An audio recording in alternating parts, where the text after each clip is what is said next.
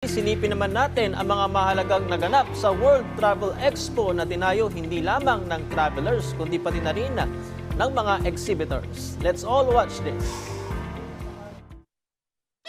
Summer na at parating na ang long weekends. May napili ka na bang destinasyon sa iyong summer getaway na affordable at pasok sa iyong budget?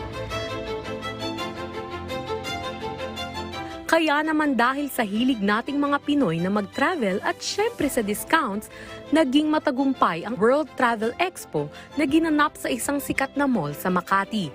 Dinagsa ito ng mga travelers at exhibitors. Nagsimula ang nasabing expo noong 2016 at ngayong 2024 ay inaabangan pa din ito dahil sa mga exciting and affordable travel essential.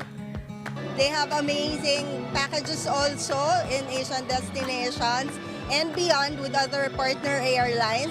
And I encourage you to go here because there are also amazing deals from the travel agencies.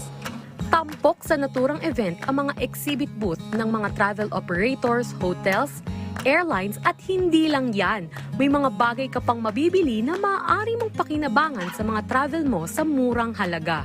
For them, it's promoting their company. At the same time, of course, yung volume ng number of visitors that will visit them. So aside from promoting their products and services, yung mga lowest accommodation, they can get a partner.